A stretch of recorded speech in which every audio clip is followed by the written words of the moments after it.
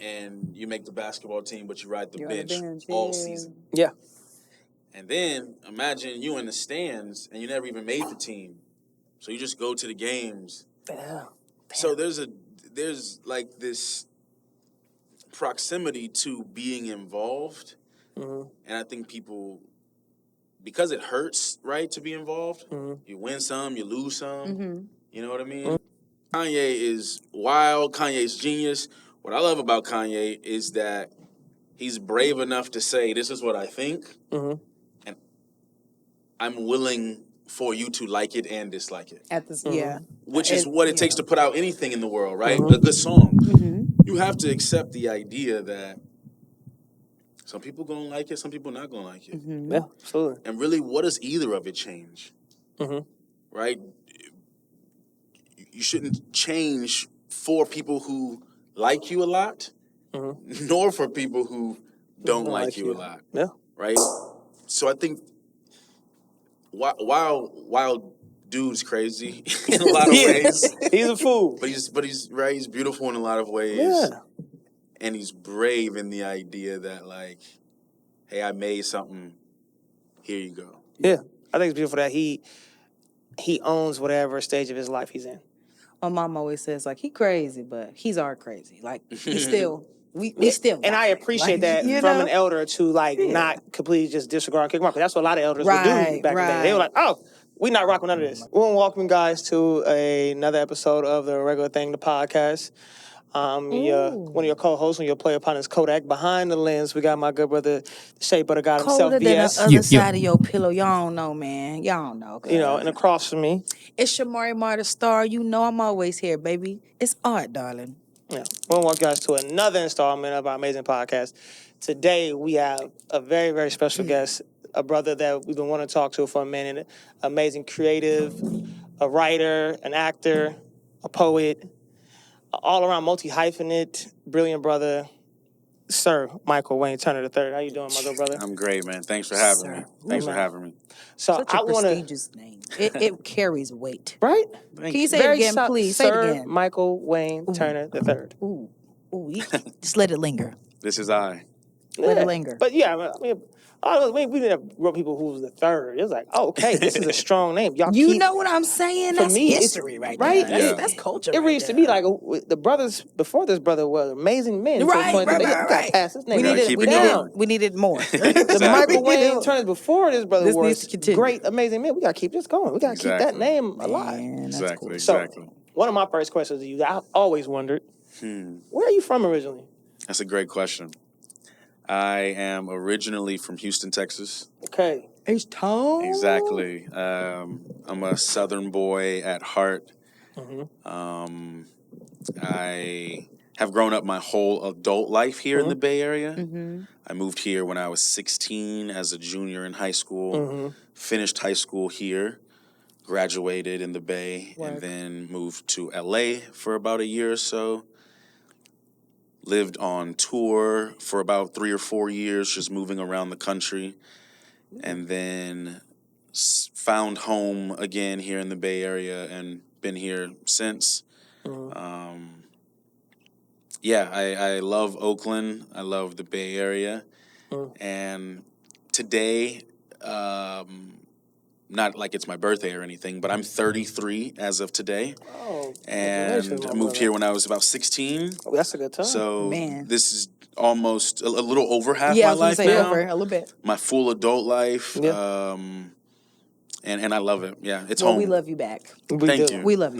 Thank you. Now, I remember first encountering you at Hot Water Cornbread. Shout out my good brother, Prentice Powell. Yeah. You know what I mean? So that's when I first encountered you at 21 or 22, one of them.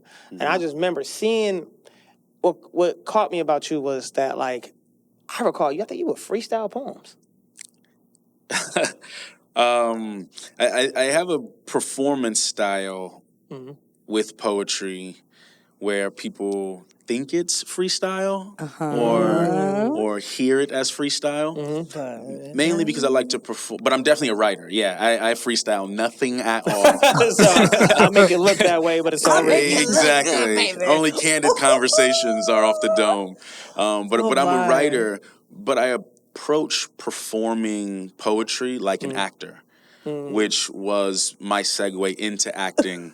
So oftentimes I think the difference between acting and performing a poem is cadence and delivery. And so acting is about being very believable, as if you're showing and sharing these things for the first time. Where sometimes performance poetry has a cadence that's a little bit more song-like or rehearsed or rhythm heavy. And so oftentimes when I perform, if I do it well, it can come across as if I'm thinking these things and saying these things for the first time ever. Like a stream of consciousness. Yeah, like a good movie, like a good play, right? It sounds like this person is having this idea and feeling these things in that exact moment, even though they shot that scene 20 times, right. or they've been rehearsing those lines for months. Yeah. Yeah. So when did you first get into being a poet? Like, when did that start? What stage of your life was that? It actually was here in the Bay Area. I was 16. A group of poets came to my school to do a school assembly. And one of those poets was a gentleman by the name of Prentice Powell. Shout him out twice. It's 2 mentions. You know. But yeah, poets like him and others I saw perform, and I kind of had this moment of, I want to do that. And I think it's a combination of writing your own story and performing and telling and verbalizing your own story.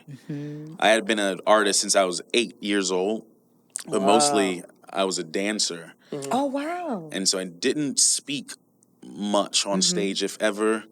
I didn't write my own thoughts down. It was more so just physical and, you know, very in the body. But seeing people perform poetry was this idea of like, oh, you can be the writer and the storyteller. Yeah. And that's what I like about my entry into acting, is that it came through the vehicle of poetry. Yeah, same. So I'm really in love with like writing and performing. Yeah. That's amazing. So when it comes to the when you say you're 8 and you started as a dancer, was that the period that you recall when you first figured out you were creative? When you like, oh, okay, I kind of like this artsy stuff. Or I kind of like doing this thing. Absolutely, man. I had this performance with Destiny's Child. That's crazy. When I was about 8 years old. And, you know, there's nerves a little bit before you get on stage, before you have the moment.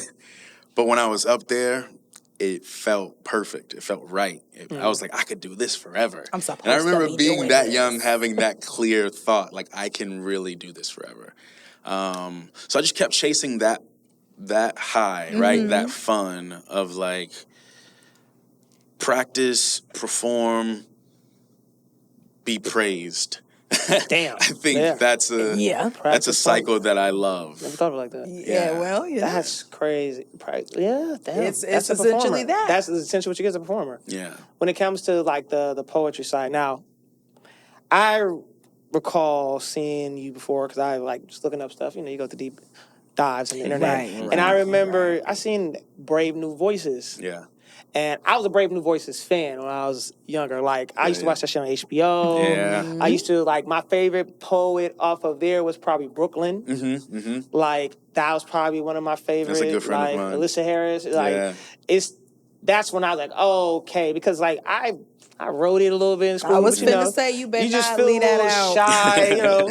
Relax. I'm gonna let you live. She said, tell your story. Snitch on me like, oh, you ain't gonna tell it. I didn't say You was a poet. Like, all right, I didn't say it. I didn't say it. I love it. But no, it's so when I seen that was like, oh my God. Like, cause you know, you grow up in this environment. So you grow up in the Bay, grow up in the hoods and stuff. You're like, no, nobody write this stuff down. Like, write poems about girls and shit. And so it's like, I got into that, and then I seen Brave New Voices, and I was like, oh shit. So when I was researching, I seen you were on Brave New Voices. Yeah. I fanned out a little bit because I was like, yo.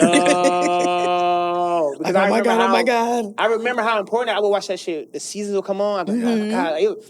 Okay, Get me so started right. for people who don't know, people outside of this room, Right. Brave New Voices is a international poetry competition Big. that takes place in one city every year in the summer Yep. for what's now maybe 25 Yeah. 30 years, something Yeah. like that. So Yeah. it's been going on quite A a while. while. It's A good huge. while. But it's not Huge. that old, right? No. So 31. I want to say about 30. About 30. right? Yeah. So maybe even less. Maybe like 20, I don't was know, young. 25. Somewhere in that range, I was yeah. young. It hasn't been around forever, but Yeah. it's an international poetry competition for the people who don't know.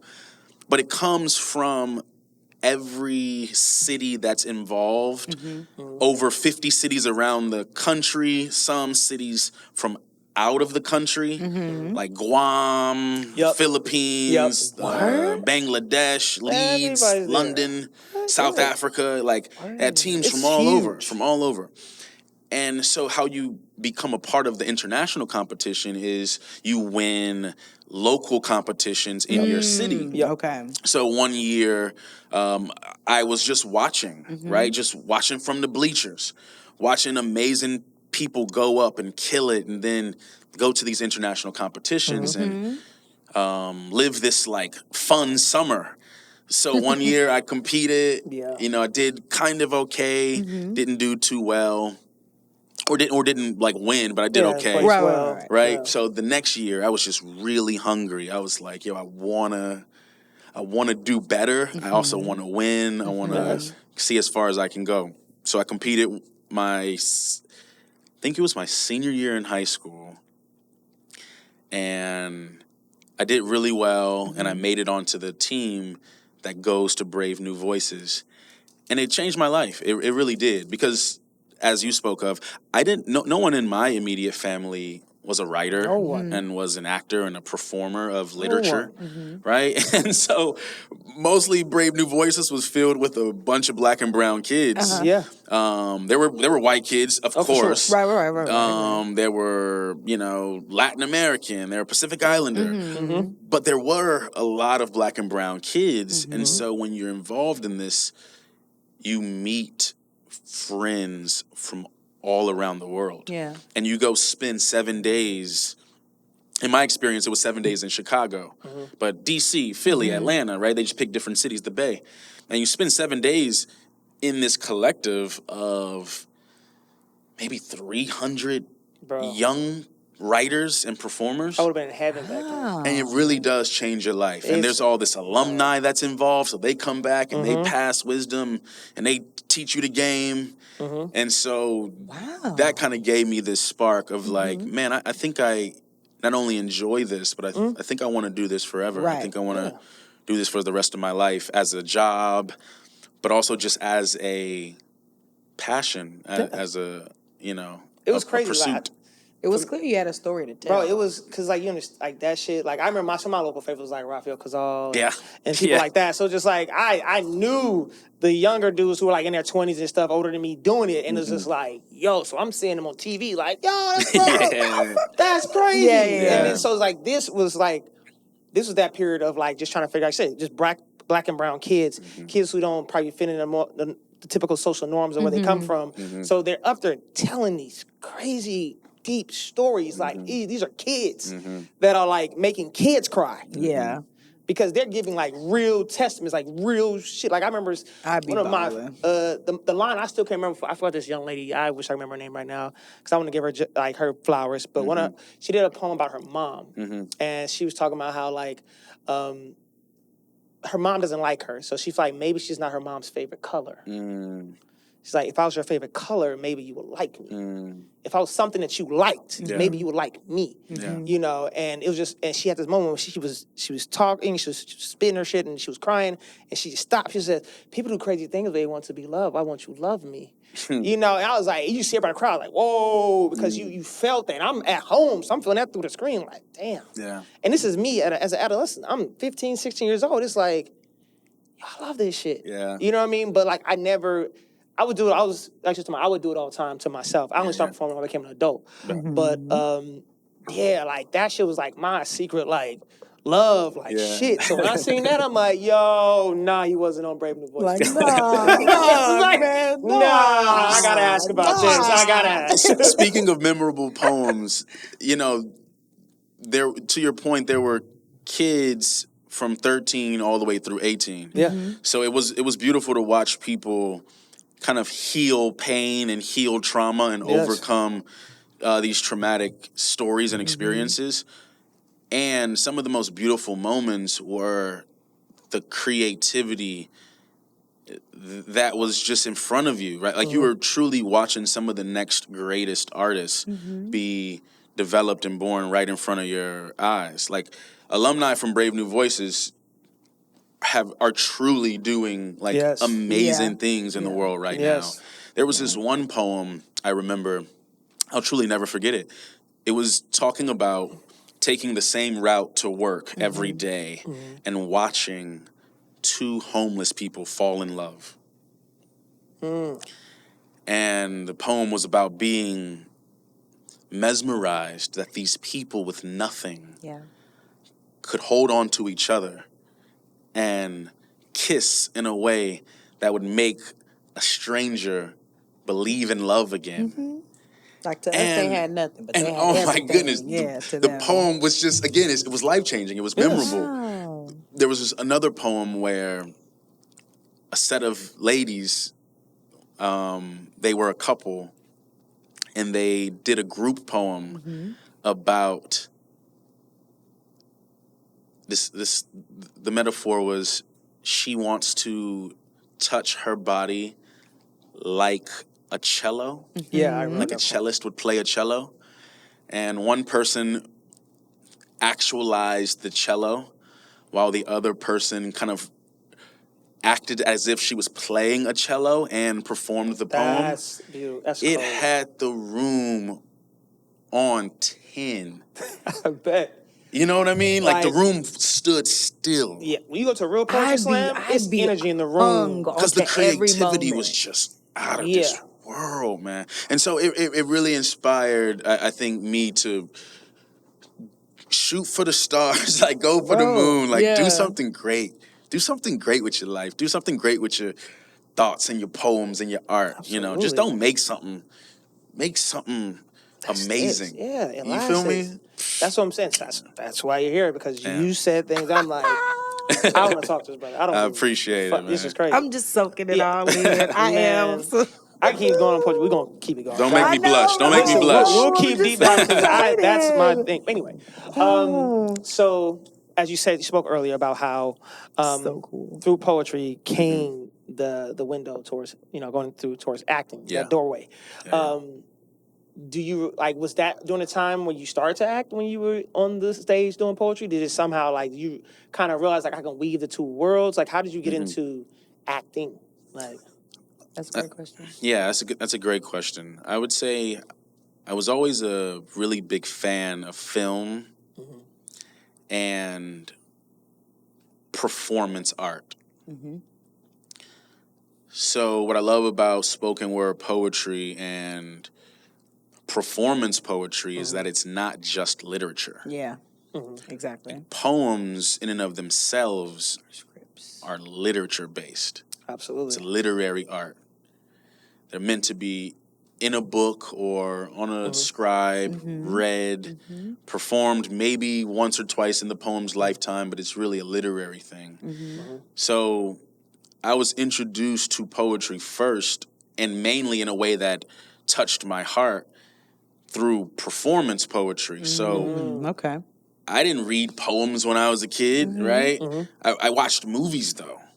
And so I was a really big fan of actors and the performance of telling a story. I used to go to church, being raised in Houston, Texas. You go to church. That's what it is, Bible Belt. 5 days out of a 7-day week. Because listen, Bible study, choir rehearsal, praise dance rehearsal, something. Deacon, everything. Right. Hello, children and youth meeting. Summer church school, vacation Bible school. Don't go there. She's been triggered as a church kid. No, I'm telling you. She's been triggered as a church kid. Right? So as a kid, I was watching people stand and talk. and it's very performative. It's very like acting oriented. So when I decided I was going to do poetry and perform poetry, it was very physical and very alive. I couldn't just go up there and From the read a get-go, poem. right. I had to go up there and perform this poem, act it out as I was telling it. Yeah. Because there was, and also being in competitive poetry, which Brave New Voices is and was and leads up to, right? Right. You're not just telling the story, but you're trying to get the best score possible. And you might have 2 winners out of the night, and everybody else go home and try again next year. Yeah. So it was about, how do I find my voice? How do I perform in a way that's honest to my skill and my energy? Right. And then how do I cut through the room and try to be one of these finalists? And so acting out the poems and really being performance heavy with the poems, but honest, not overly performative, not in a way that is false, but in a way that was honest. It was finding those things and falling in love with those things that made me realize that, what I actually love about this craft is the performance, is being able to be honest and convincing. And I think that that's what good actors do. Yeah. They're able to learn their character and perform it to be honest and believable, right? Very true. So yeah, that's kind of what gave me that direction. You ever seen, oh man, I don't know if you were a Wayans Brothers TV show fan growing up. Yeah. I remember there was this episode where cheese. man, it was okay. So if y'all really watch, it was during that time when Marlon was really taking up acting. He was trying to get into acting and do all the crazy shit, and he had a role, and he had to act like a homeless man, off the streets, and he found a brother off the streets and basically had him be around him and shot him, trying to pick up on his mannerisms. But he went to the audition and he bombed. He hated it, so he came out. So he's looking at the brother like, all this with you and nothing comes of it. And he was like, you didn't sound like you were hungry. You didn't sound like when your ribs are touching the back. Man, listen, and you've been walking all day, and you've been, he was basically breaking down to him, this is why you didn't get the role, because it wasn't honest. It wasn't real. You didn't put anything genuine into it. And so in that episode, he did it in the hallway, and Marlon opened the door. And then the casting director gave that homeless brother the role. So it's like when you hear you talk about that, it's this reason why we love certain greats like Denzel and certain masterful actors. And Angela Bassett. You know what I mean? Because they take the role, and they fully engulf. It's like Jamie Foxx when he did Ray, and he was blind the whole time. It's not. He purposely was Ray all day. No, seriously. It wasn't. He wanted to be honest, sounded like and bring truth to breathed like him. Yes. Walked to the point when you see Ray at the end of the movie, it reminds you that this is Jamie Foxx. Jamie Foxx and my not bad. Ray Charles. My bad, big dog. My bad. So what I want to get to is speaking of your acting, the things that you are doing as would be called like a one-man show? Yes, okay, they are. I first did my research. I want to touch on the Mad Hatter. Yes. Now, yes. This brother does amazing one-man shows. Like if you've never seen a one-man show, you may think it's actually crazy concept, but it's amazing. I remember I forgot the actor name. He did a Huey P. Newton one that was amazing. So it's like I forgot this brother's name. I have to find it. But the Mad Hatter. Hat Matter. I'm sorry. Thank you. Yeah, Hat Matter. So that was, I found that amazing because it was, again, I kept saying back to school, I'm thinking of the old Child Tale. Yeah. So what brought upon you taking that angle?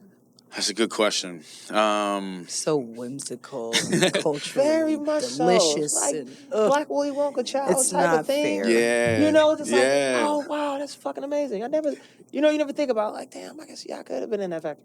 I love that. No, thanks for giving me the opportunity to share these thoughts and inspirations.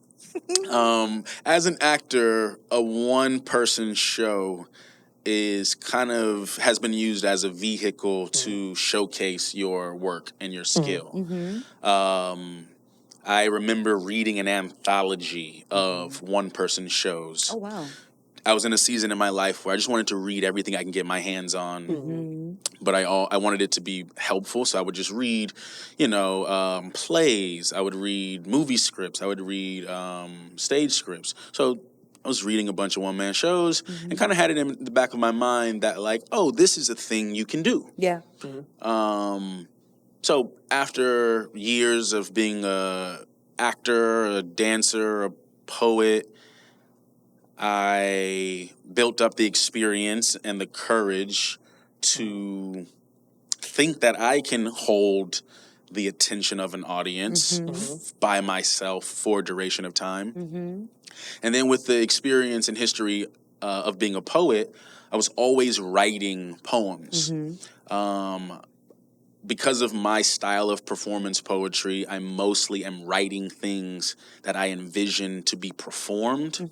So I thought of my poems more like monologues than poems, than short little, or not even short little, but rather than poems. Right. So after about 10 to 12 years of being a poet, I accumulated maybe over 2 to 3 hours worth of material. Wow. And jeez, if you're paying attention to the comedy world or the rap world, right, having a set that you can perform helps you get booked more. For sure. True.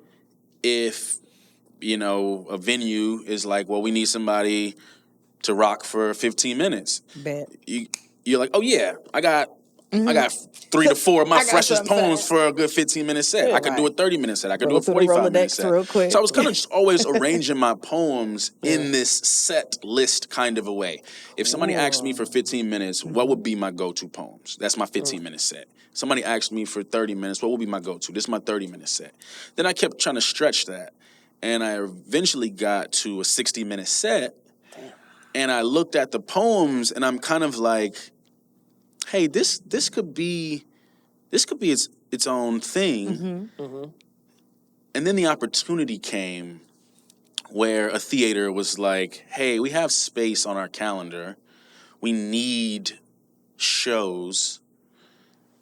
I know you're an actor and a performer. Do you have anything? And luckily, I was like, you know what? I do got something, actually. Crazy you said that. I'm glad you asked. I'm glad you said that. I got a nice little 60-minute set I've been working on. I mean, let me show you this. I mean, I might have a little So that's what got my head around the idea of a one-person show. The idea around Hat Matter began on Halloween. I'm excited. I want to know. On Halloween, I'm a big cheap costume Halloween kind of guy. Okay. Like I don't even really. Yeah. She's a theater kid, so she goes all out. Oh man. I listen. Don't judge me. I respect people who put a little budget into it and some creativity. Dramatic. Yeah, she's I want to go. It's not if she thinks she's gonna be a fucking ant, nigga. I'm gonna be that. My hair, my brows, my nails, everything's my gonna be an ant. makeup, my I love teeth, that. everything. I'm going. She commits. No, I love it. I'm going. So I'm raised in a very Southern, super Christian household. So we couldn't celebrate Halloween. And the few times we did celebrate Halloween, we was at the church. Was it harvest? Was it harvest night? Bobbing for apples and shooting jump shots in the church driveway. What they call it? Hallelujah night. Hallelujah night or a harvest, some autumn harvest, right? something. So when I kind of became a teenager and an adult, celebrating Halloween wasn't on my high list of priorities. I'm not spending no money on it. I might not even do nothing for it. But if I do, we just gonna throw together a costume from what we got in the house. And I would just try to make it kind of fun. So one year I dressed up in everything winter from my wardrobe, and I was just shivering the whole day. Yeah, it's a bit. I had to commit to the acting bit the whole day. I was just shivering, right? And people would come up to me and they would be like, "What are you?" And I would be like, "I'm cold." I'm not finna play. And that's what I was for Halloween, right? I was cold. This shit jumping. Yo, I love this You know what I'm saying? Cold. I appreciate you buying me, bro. Right on. You feel me? One year I got a big fake that's diabolical. diaper. Yeah. And I had a binky in my mouth, and I was just a big old baby. But it was cheap, it was easy, but it was clever, and it was funny, and it was engaging, right?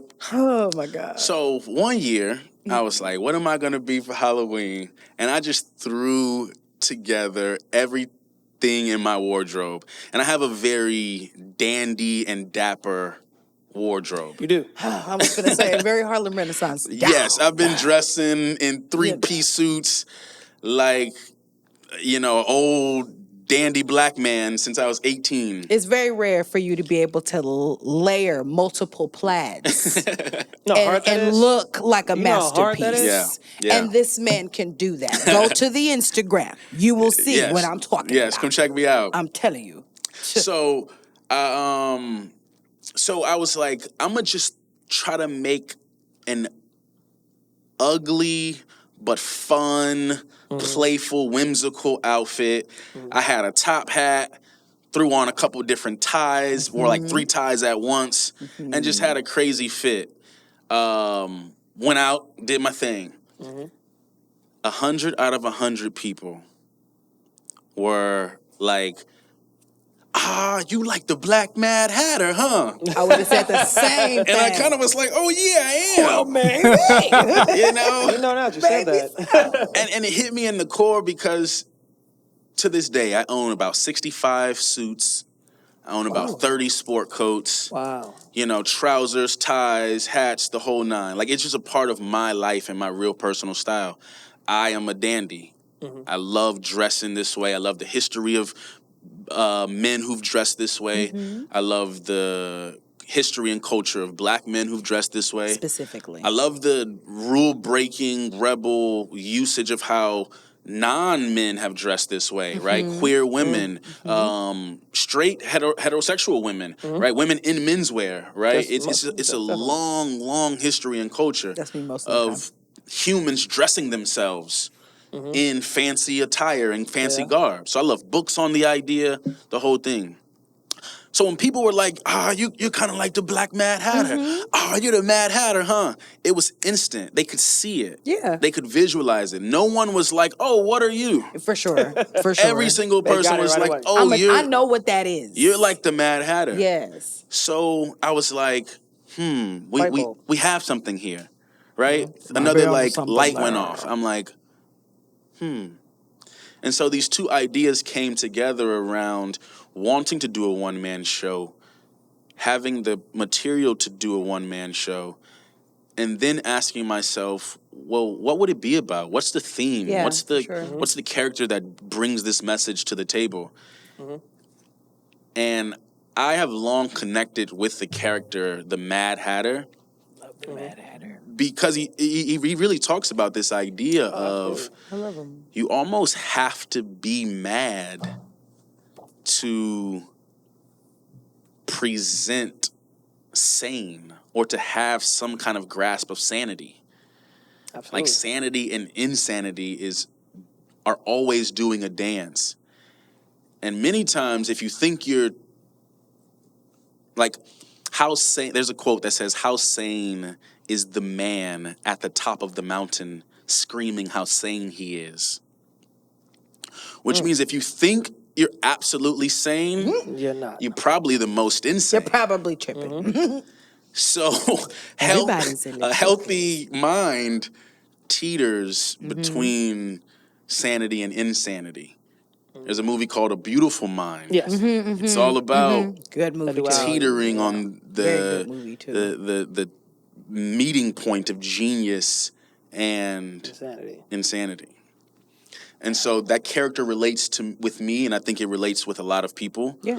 We've never seen the Mad Hatter have his own movie. We've never seen the Mad Hatter as a character have his own moment. So I was like, this is a good opportunity to use this character to show the interworking of a person's mind. So the full title of the show is Hat Matter, The Thoughts of a Black Mad Hatter. Yeah. Where is this at? We debuted it in Oakland in about 2023. Yeah. In about 2023, it debuted in Oakland, California. Yeah. Sold out shows. I remember that shit. 5 weeks. It was amazing. On MLK Boulevard. Yeah. Yep. At the Oakland Theater Project. We then took the show to San Francisco. Remember that? We then did another San Francisco showing, a one night only, with the MOAD, the Museum of African Diaspora. We then took the show to D.C. for a one night only at the Kennedy Center. How cool. And now we're working on taking the show to London. Wow. And then hopefully bringing it back for a New York or Chicago kind of major East Coast run. Can we go see him in New York? Absolutely. Yes. I want to go see him in New York. Let's make that a pod trip. Specifically. Yes.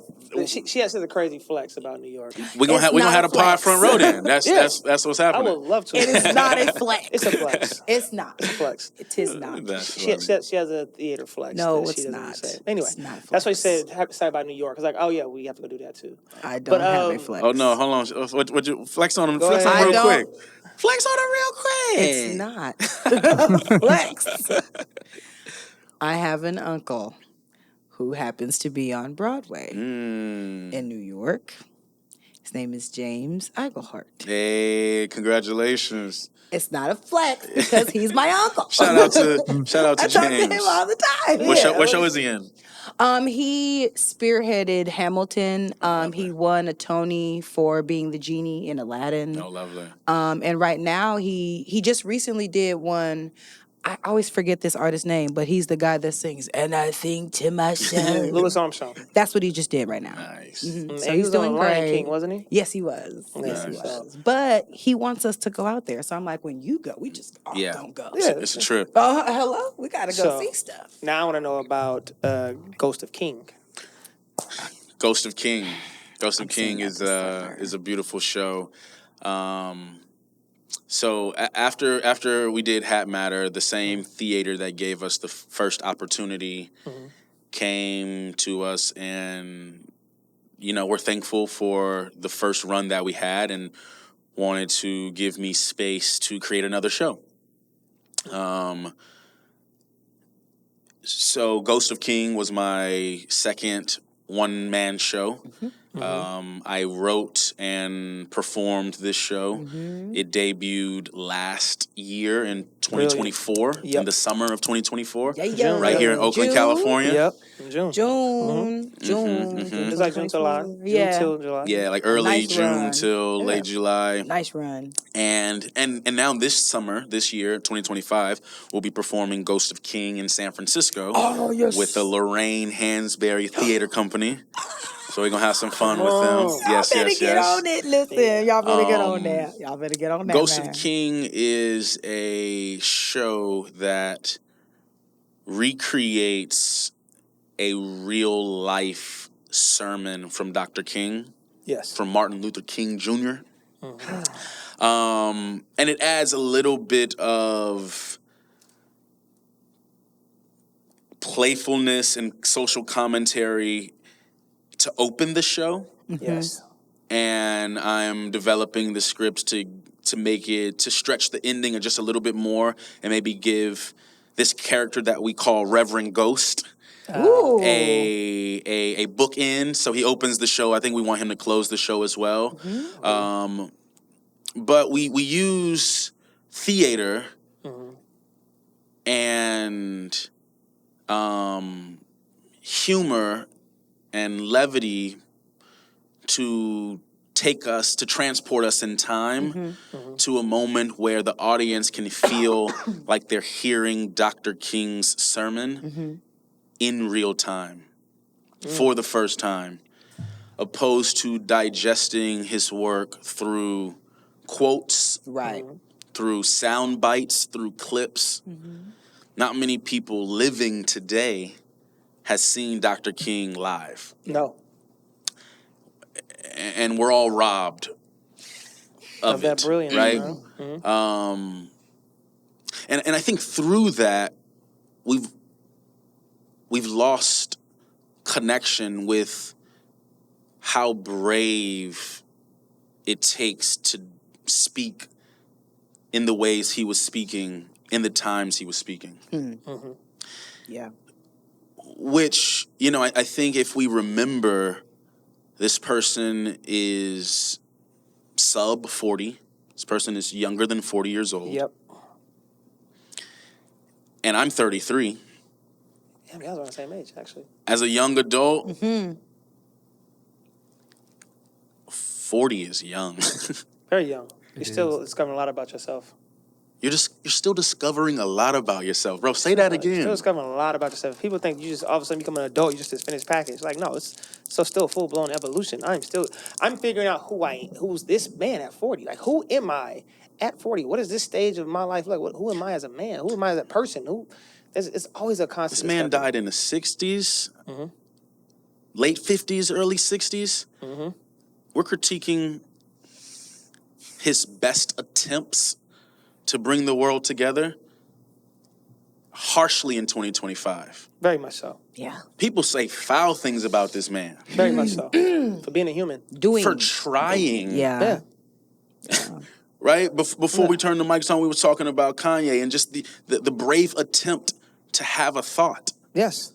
The brave attempt to put out a song. Yeah.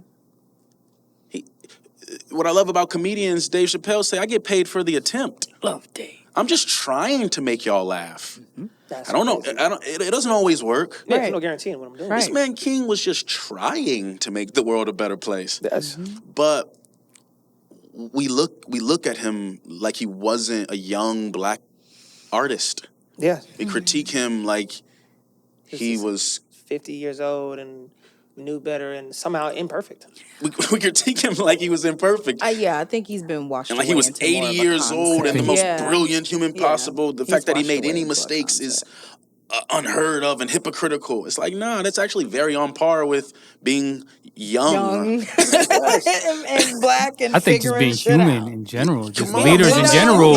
Anybody who's the leader is gonna make mistakes, but the people under the leader, then they're the ones that critique it. It's like even at our jobs that we work, when management makes a decision, a lot of times the people under them don't agree with it. No. It's easy to critique when you're not.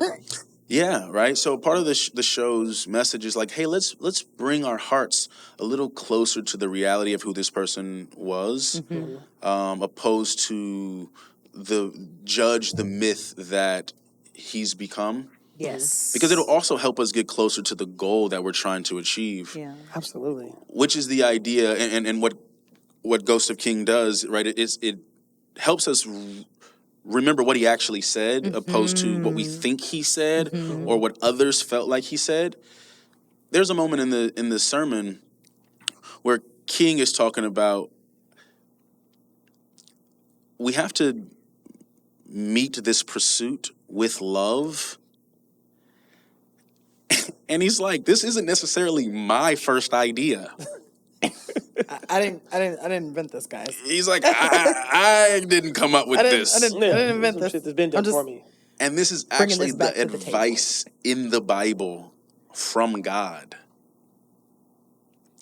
So, of course, he was a Christian, right? If you're not a Christian, maybe you don't prescribe to these ideas. Right. But the message is humans have a few problems that we've been trying to fix since the beginning of humanity. Absolutely. Yeah, the dawn. And we might be dealing with until the end of humanity. Yeah. Yeah. So King was saying, right, like love might be the only way for us to get through this. And what a message to hold in your heart and in your mind. And I dare say I believe it, right? Like I'm coming for everything that is mine, but without love, we're gonna all burn.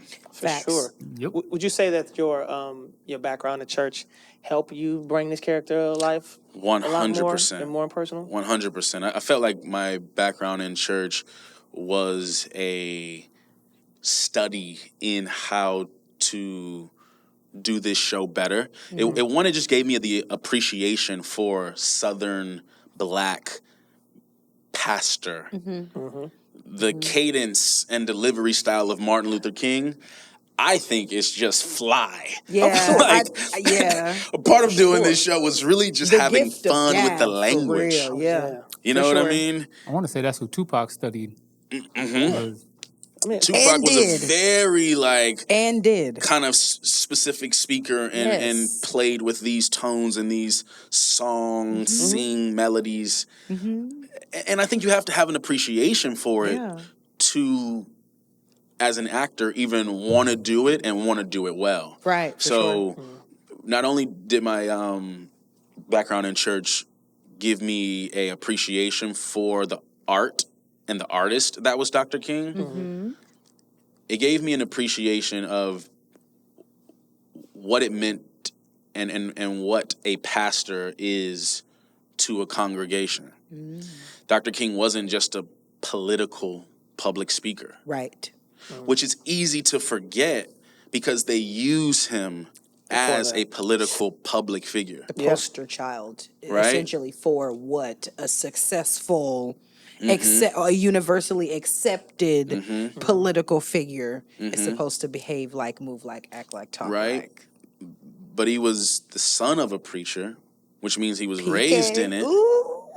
And he was a preacher. He was a pastor. He was a reverend. Yes. And what is even the difference between a pastor and a reverend? A pastor is responsible for a congregation. A reverend can travel and deliver the gospel. Oh, wow. Never knew that. Yeah, he's not responsible for one congregation, which is precious because the political figure that we know is really a young preacher's kid who was trying to take the best practices of the Christian faith and bring them to a world that had a lot of serious problems with humanity and with love and with honor. A young black kid from Alabama. Come on. That's it. Yeah. So before we let you go, we want to know, like, wherever you can divulge, what are you working on that's coming up that you can't speak on? You know, I know we talked about, the one-man shows, San Francisco for King, Ghost of King, Hat Matters. This UK, summer, y'all. New York. Summer. So is there anything that you can talk about that, for anybody who watches it, because, like, yo, I have this coming, be on the lookout for these things. Or it could be anything with, charity, whatever it is, anything you got that you want to speak on. Thank you. I'm a patient man.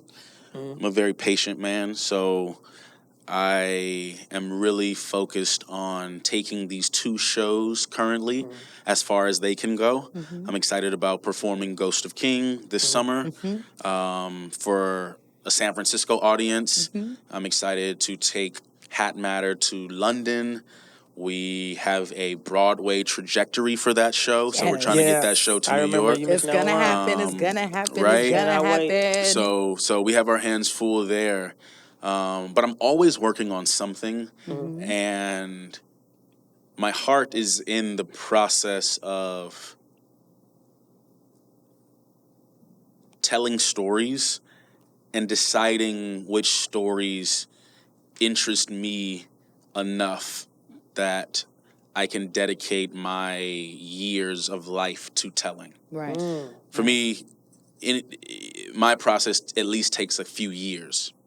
So while I have two projects out in the world, I'm working on a Poetic musical project. I'm developing that.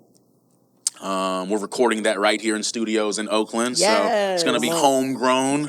But I'm also thinking of films. I'm thinking of plays. I'm thinking of specifically those two forms, films and plays of stories that I want to tell. I don't want to share too much, but I'm in love and want to use the power of film and theater to help us realize the capability of time travel. Like, we can time travel through our ability Absolutely. to write the right story, You with that tell shea butter it the guy? right way, and really take people there. Yes. I'm ready. And I'm so sad that I didn't get a chance to go to a Negro Leagues baseball game. Oh, man. That era of men and, like, society and people was just... Bro, Jackie. the dances had to be fun. Yes. The snacks had to be fun. You know what I'm saying? They weren't just eating It popcorn was and a hot day. dogs. The dances. You Going made to a the diner day. afterwards. Come It was on, a day. son. The kids were The dressed fashion up. show. Stop. Yes. Cut it out. The Bitches song are cries, full. the chants, the rally chants, Full. We out there. We looking good. the smell, the after party, the pregame, The whole community. loading up in the car. And I don't want to see no violence. Oh. I don't want to see no danger. Oh. I want this to be Neighborhoods. perfect and protected. Community. And I people. want you to feel that you're there. I want it to be a moment, right? And so it's going to take a couple years.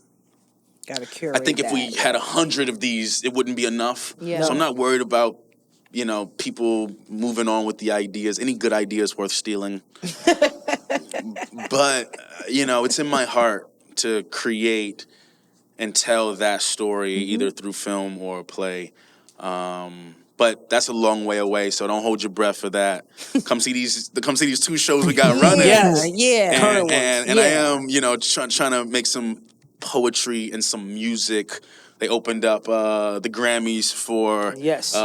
poetry albums. Yes. So we might try to submit something, Nudge, there wink, in the wink. next year or two. Something. So Just, we're gonna have some fun. Okay. I'm excited. Like I said, I am a big supporter of what you do. Much love. For years. Much love. Like, Much for over love. a decade, I've just watched your maturation as a creative, and I've always been somebody who just, like I said, just really admired and appreciated you and what you bring and what you do. It's a lot of creative people out here that we don't get a chance to talk to them and tell them, like, what you did inspired me for these reasons, these things. So it's like to actually, I enjoy knowing the people who inspire me. That's real.